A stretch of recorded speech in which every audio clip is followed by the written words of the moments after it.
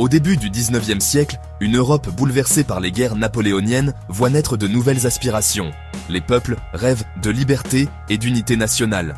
Mais les monarques restaurés veillent. C'est dans ce climat de surveillance et de répression que germe l'une des plus fascinantes sociétés secrètes de l'histoire, les Carbonari.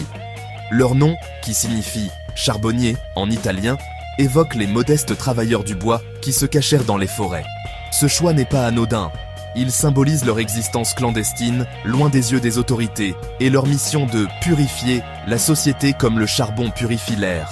Leurs origines exactes restent nimbées de mystères, certains historiens les liant à la franc-maçonnerie, d'autres à d'anciennes corporations de métiers. Le terreau de cette société secrète est le royaume de Naples, alors sous le contrôle de Joachim Murat, le beau-frère de Napoléon. Les Carbonari s'opposent à la fois à la domination française et, plus tard, au retour des Bourbons, jugés tout aussi tyranniques. Leur but est simple et ambitieux, obtenir une constitution qui garantirait les libertés fondamentales et, pour beaucoup, unifier une Italie morcelée en de multiples États. Ce projet séduit rapidement une frange importante de la société. On y trouve des officiers de l'armée, des intellectuels, des bourgeois et même des membres du bas clergé, tous unis par une même haine de l'absolutisme et un désir ardent de changement politique radical. Le mouvement se propage comme une traînée de poudre, d'abord dans le sud de l'Italie, puis vers le nord, en Lombardie et en Piémont, et franchit même les Alpes, pour s'implanter en France après 1820. Chaque région adapte les idéaux carbonaristes à son propre contexte, mais le fondement reste le même, la lutte contre l'oppression. En France, la charbonnerie devient le fer de lance de l'opposition libérale et républicaine contre la restauration des rois Louis XVIII et Charles X. Le secret est leur meilleure arme. Il leur permet de recruter, de planifier et de tisser une toile conspiratrice à travers le continent, sous le nez des polices politiques les plus redoutables d'Europe, comme celle de l'Autriche. L'attrait pour les Carbonari réside aussi dans cette aura de romantisme et de danger. Rejoindre leur rang, c'était s'engager dans une aventure périlleuse, où chaque membre risquait sa vie pour un idéal plus grand que lui. C'était accepter un destin fait de réunions nocturnes, de mots de passe et de serments prêtés sur un poignard. Cet engagement total forgeait des liens de fraternité indestructibles entre les conjurés. Ils se considéraient comme des bons cousins, une famille choisie, prête à tous les sacrifices pour la cause de la patrie. Cette solidarité sans faille, cimentée par le secret partagé, a été l'un des principaux moteurs de leur expansion et de leur capacité de résistance face à la répression féroce qui s'abattit sur eux. L'organisation des Carbonari était un chef-d'œuvre de clandestinité, conçu pour résister à l'infiltration et à la trahison.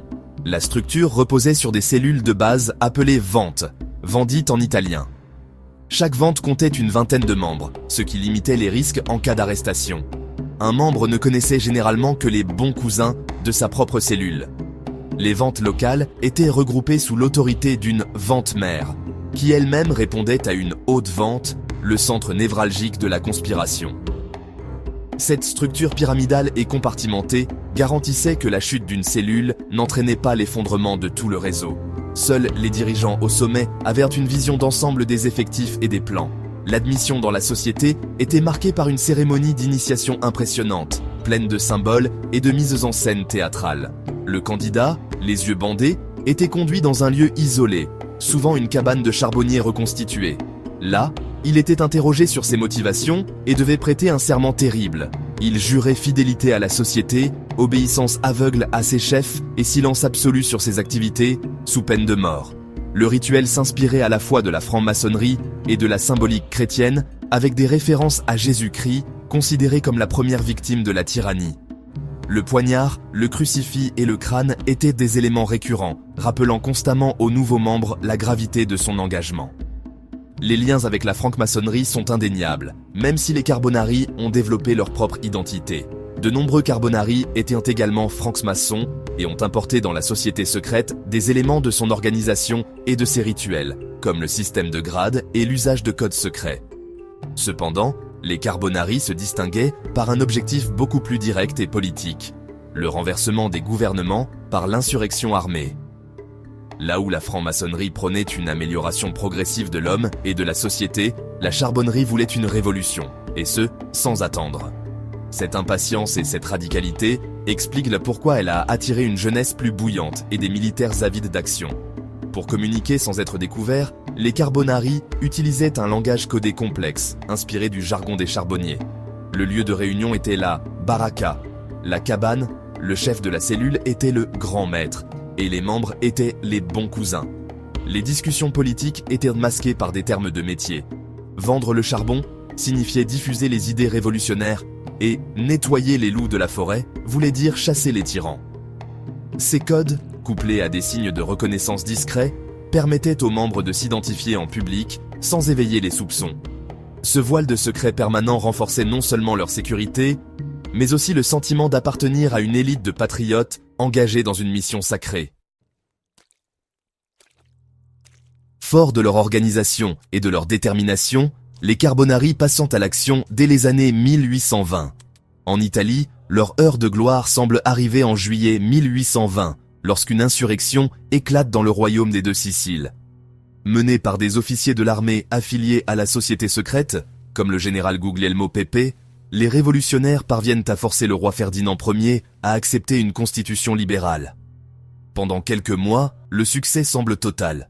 L'enthousiasme gagne le nord de l'Italie, et en mars 1821, une autre révolte carbonariste éclate dans le royaume de Piémont-Sardaigne, contraignant le roi Victor Emmanuel Ier à abdiquer.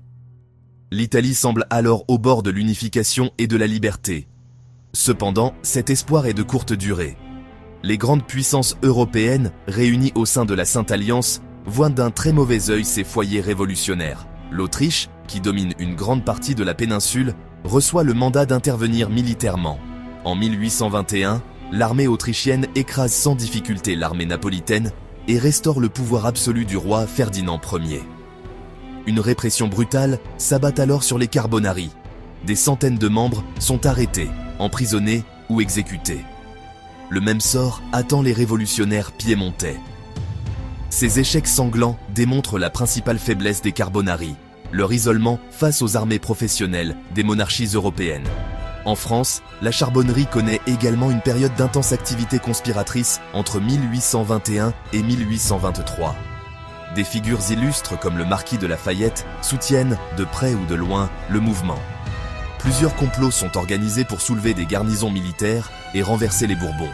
Le plus célèbre est le complot de Belfort, qui vise à déclencher une insurrection dans l'est de la France.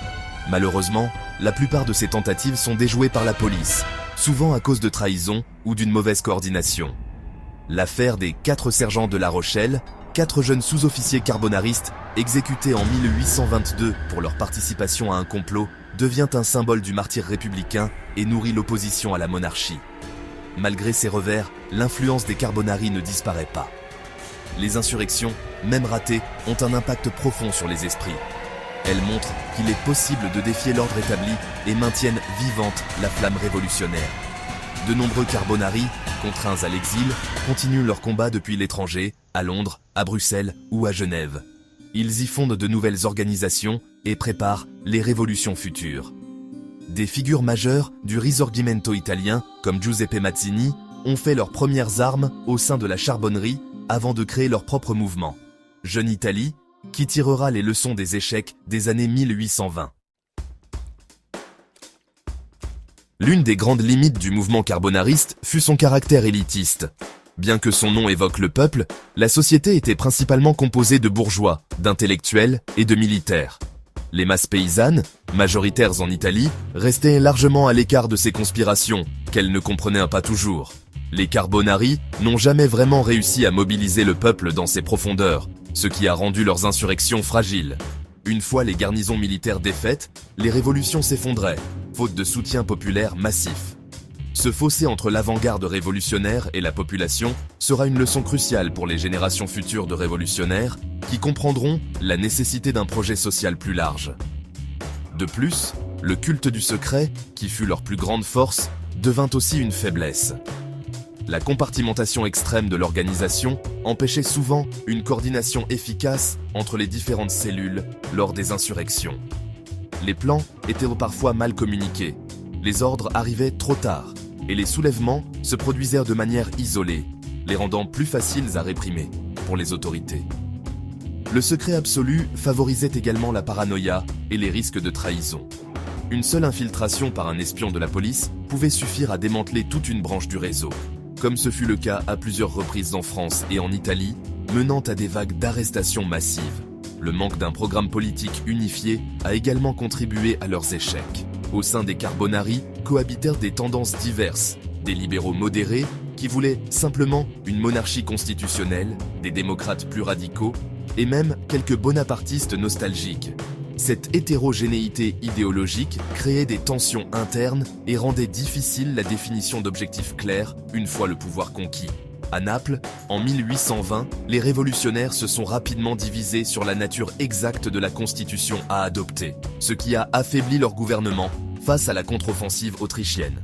Sans vision commune pour l'avenir, leur union restait fragile et essentiellement tournée vers la destruction de l'ordre existant. Pourtant, malgré leurs échecs, l'héritage des Carbonari est immense. Ils ont été la première grande école de la Révolution en Europe au XIXe siècle. Leur modèle d'organisation clandestine a inspiré d'innombrables autres sociétés secrètes et mouvements politiques, de la jeune Italie, de Mazzini, jusqu'aux révolutionnaires russes. Ils ont maintenu en vie l'idéal de liberté et d'unité nationale pendant les années les plus sombres de la Restauration. En bravant la mort et la prison, les bons cousins ont planté les graines des révolutions de 1830 et 1848 et ont joué un rôle indéniable dans le long et difficile processus qui a mené à l'unification de l'Italie et à l'avènement de la République en France. Leur histoire reste un secret fascinant, un témoignage du pouvoir du rêve et de l'engagement face à la tyrannie.